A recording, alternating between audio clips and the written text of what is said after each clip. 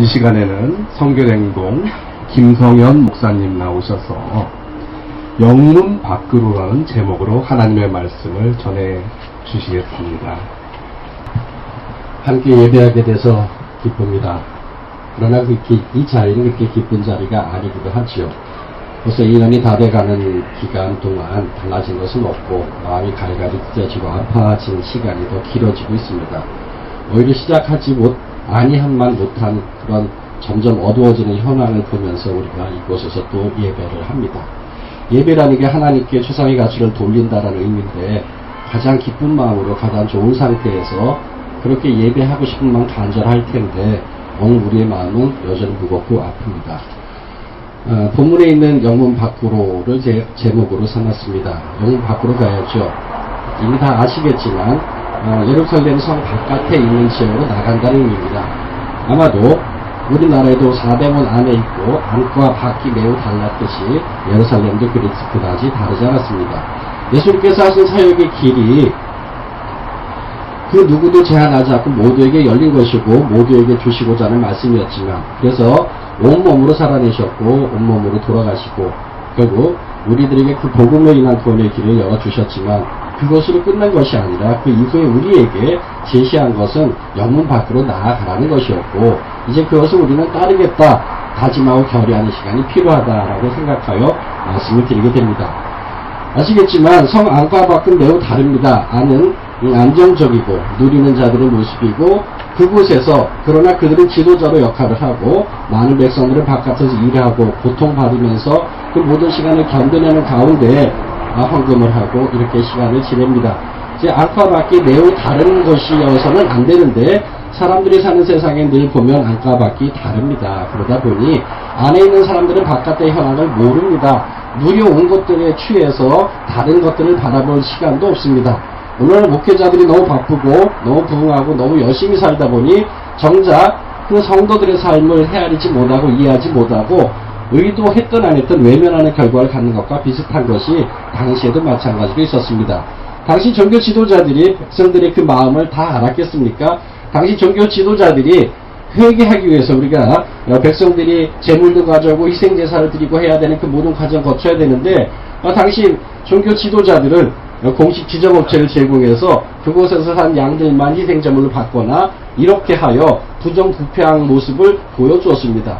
근데 그 정말 경건하고 안타까운 마음으로 회개하고자 그곳에서 희생제사를 드리고 싶어도 내가 정성껏 키워온 어떤 제물로 할 수도 없는 시대 상황을 만난 사람들에게 정말 회개의 기회조차 주어지지 않는 상황에서 지도자들은 회개하지 않는다고 지탄하고 무엇으로도 너희들의 모습은 틀렸다 그렇게 끌어갈 때 희망을 발견할 수 없고 진심으로 하나님 앞에 잘 살고 싶은 사람들도 그 길을 제대로 갈 수 없는 그런 현황을 지내지 않았습니까? 그런 종교 지도자들이 현황이 너무 암담하였기에 예수의 그 변방에 있던 목소리가 많은 사람들을 울리고 많은 사람들의 마음을 뒤집어서 이제 큰 변화의 길로 인도하게 된 것이라고 저는 생각합니다. 바로 그런 예수의 삶의 모습 때문에 많은 백성들은 호응을 하였고 이제 그가 무슨 큰 영화로운 것을 만나거나 많이 누렸으면 오히려 그 기대와 그 희망이 오히려 죽었을 텐데 다른 의미에서는 그가 희생하고 죽었기 때문에 다시 이것이 영원히 살고 모두에게 퍼져가 나갈 수 있는 그런 길이 열렸다고 생각합니다. 그 영문 밖으로 나가라고 하는데 우린 잘 안 나갑니다. 우리나라에만 들어오면 뭐든지 토착화되는데 토착화라는 뜻이 나쁜 건 아니나 혼합주의로 가게 되면서 또 종교만의 모습이 아니라 시대상과 맞물리면서 이것이 잘못된 방향으로 끌어가는 현황을 우리는 많이 봅니다. 한국의 교회가 온 지 벌써 꽤 긴 세월이 지났는데 그 사이에 민중에게 희망이 되는 시절이 있었는가 하면 이제는 민중의 지탄의 대상으로 변모해 있습니다. 과거에는 신앙인과 신앙인이 아닌 사는 친구 둘이 같이 어디 가다 뭐 별건 아니지만 경범죄를 지거나 해도 그 교회 다니는 사람이 욕을 많이 했어요. 어디 교회 다니는 사람이 그럴 수 있어 이렇게 별거 아닌데 요즘은 이제 교회 다니는 사람이 뭘 해도 놀랍지 않기 때문에 교회 다니는 사람이 그럴 수 있어 이런 말 안 합니다. 이제 기대가 없어진 거죠. 과거에는 욕을 하는 사람이 있어서 고마웠는데 우리에게 경전을 올려줄 사람이 있고 누군가의 눈치를 보일 만한 상황이었기 때문에 우리는 좀 변화될 가능성이 있었는데 이제 그 가능성도 닫힌 것 같습니다. 이제 목사가 딸을 죽여도 목사가 이 세상 가운데서 잘못된 일들이 앞장서는 모습을 많이 보여도 그다지 놀라지 않는 그런 세상을 삽니다. 이게 정말 황당한 거죠. 지금 욕도 안 합니다. 이제 개독교란 말 많이 하는데, 저는 이제 개인적으로 정당의 소속원이기도 합니다. 이 진보 정당에 소속해 있다 보면 이 두 가지를 느껴요. 교회 다니는 분들은 그런 정당 안에 있는 사람들을 빨갱이라 말하고, 그 정당 안에 있는 사람들은 이제 뭔가 삶의 변화, 세상의 근본적 어떤 같이 생각하면서 애를 쓰는 기독교인들을 보고 그들이 선한 것도 있지만 못된 면을 보고 개독교라 불러요. 사실을 생각해보면 둘이 가장 가까운데, 그 세상에 남의 아픔을 내 아픔으로 느끼는 것이 애통입니다. 남의 아픔을 내 아픔처럼 느껴서 이런 현장에 오고 많은 아픔의 현장에 가서 돕고 내 것을 나누고 내가 봉사하고 하는 것은 그런 활동가들이나 신앙인들 말고는 없어요. 가장 가까운 사람들이 서로 속내를 모른 채 그 껍데기를 비판하고 지탄하는 데 세월을 보내느라 이 사회를 바꿀 가능성이 점점 낮아지고 있는 게 아닌가 그런 염려를 합니다. 가난한 사람을 돕자고 하면 나를 성자라 부르고, 왜 가난해졌냐 물으면 나를 빨갱이라 부른다. 이게 도벨더 까마라 주교의 말이잖아요. 오늘날 우리의 신앙인들에게 있어서 우리의 길은 무엇이 되어야 할까? 영혼 밖으로 가자는 건 당연한 겁니다. 그 예수님이 보여주신 것은 직접 희생하신 것이고 직접 손해보신 것인데, 우리는 오늘날 손해보려고 하지 않고 이익 보려고 하고 내가 좀 더 좋은 위치에 가려고 하고 좀 더 많은 것을 누리려고 하고 좀 더 가르치려고만 할 뿐 내 삶으로 그걸 보여주지 않기 때문에 우리 신앙인들에게 기대가 점점 없어지는 게 아닌가 싶습니다.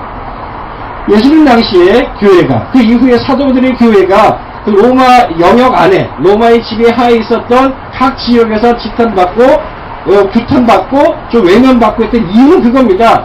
기존의 정치 문법과 기존의 사회 문화 흐름하고 다르기 때문이었죠. 로마 제국은 매우 융성했습니다. 그 당시만 해도 비교적 초기지만 뒤로 가면 갈수록 더 강해졌고, 로마의 귀족들은 가진 것이 많아서 일하지 않아도 됐고 모든 노동은 노예들을 이용했으며 자신들은 출세하고 더 많은 걸 누리는 쪽에 모든 신경을 집중하고 살았습니다. 그렇기 때문에 누군가를 희생시키거나 누군가를 죽이거나 말할 줄 아는 동물, 노예를 죽거나 말거나 관심이 없고 나 살는데 나 누리는 거에 집중해 있던 그런 사회 문화에, 바울도 로마 시민권이 있다는 이유로 그 어려운 상황에서도 좀 더 살았지 않습니까? 대우받았잖아요. 로마라고 하는 파워가 그만큼 강한 것인데, 그 시대 기독교인들은 나누고 희생하고 섬기는 쪽에 관점을 갖고 살았으니까 좀 이질적이고 마음에 안 드는 거죠. 왜냐하면 다 같이 공범이 되면 좀 좋은데 나는 나쁜 짓 하고 있는데 누가 꼭 착한 일을 해요. 그럼 그 사람이 그 사실은 옳은 거라는 마음이 한편 들긴 들면서도 내 삶을 바꾸고 싶지 않습니다. 그래서 그 사람을 죽이고 말죠. 지탄하거나 규탄하거나 나쁜 놈 만들거나 오늘날로 하는 빨갱이 만들거나, 내가 성찰하고 돌이킬 기회를 만들지 않고 그걸 외면하면서 애쓰는 사람들을 죽이는 쪽으로 방향을 잡죠. 그래서 교회는 순환을 당했던 겁니다. 기존의 사회 문화의 문법을 거부하고 그것과 달리 나누고 섬기고 어려운 현장으로 가고 영문 밖으로 나아가서 내 것을 다 내놓아서라도 함께 살고자 하는 그 길을 갔던 신앙인들의 모습, 그것이 오늘날 우리가 닮아야 될 점이라 믿습니다. 오늘날 교회 슬픕니다. 여러분들 다 각각의 다니시는 교회가 있고 그 교회의 모습이 이곳에서 느끼는 신앙인의 모습과 내가 다니는 교회에서 느끼는 신앙인의 모습이 너무 달라서 괴리감을 느끼지 않습니까? 교회 안에서 정치 얘기하지 말라고 하는데 교회처럼 정치적인 데가 없습니다. 왕조시대 그 모든 과정들을 보면 제사장과 왕의 정치의 이야기가 내내 기록되어 있고 그 가운데서 중심을 어떻게 잡았느냐의 문제인 것이지 정치가 관련되어 있다고 나쁘지 않았습니다. 정치는 모든 사회를 규정합니다. 오늘날 우리가 세월호 진상규명을 위해서 싸우고 애를 쓰지만 모든 과정 중에 결국 특별법이라는 것으로 몰아갈 수밖에 없었지 않습니까? 그 특별법이 진행이 제대로 안 돼 운영되지 않아서 우리가 화나는 거 아닙니까?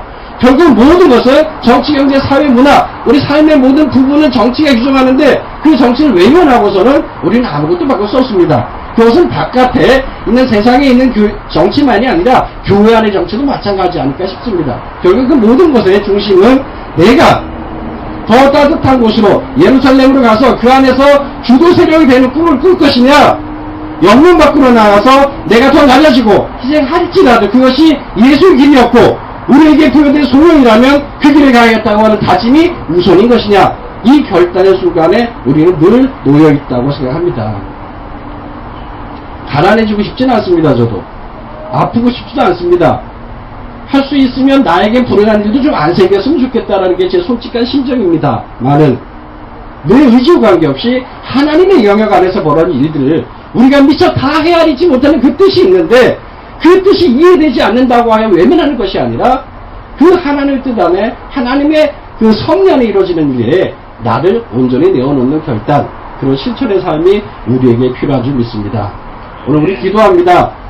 진실을 규명해달라 기도합니다. 이 나쁜 일 한 놈들 다 벌주라고 기도합니다.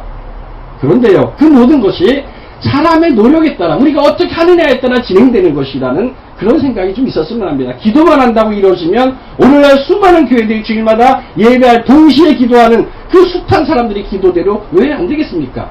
기도만 할 것이 아니라 기도와 함께 발이 움직이고 우리 실천이 있을 때 그 하나님의 섭리 안에서 그것이 맞았을 때 이루어진다고 저는 분명히 믿습니다. 아무것도 하지 않고 이루어지길 기대하지 마십시오. 혹 기도 좀 했다고 해서 내가 기도했으니까 위안을 받고 그러지 마십시오. 기도는 그냥 당연한 거고 호흡과 같은 것이기 때문에 그 이후에는 내가 사는 것이죠. 내가 어떻게 사느냐에 따라. 여러분이 세상 가운데 나가서 기독교인이 왜 그래? 라는 욕을 별로 안 들으셨으면 그만큼 세상은 이미 우리 교회를 포기했다는 뜻이니까 뭐 한편 시원합니다. 약간의 기대가 있는 것보단 맨바닥까지 완전히 무너진 게 더 나으니까요. 더 실망할 데가 없잖아요. 김시에서 말합니다. 바닥을 쳤다.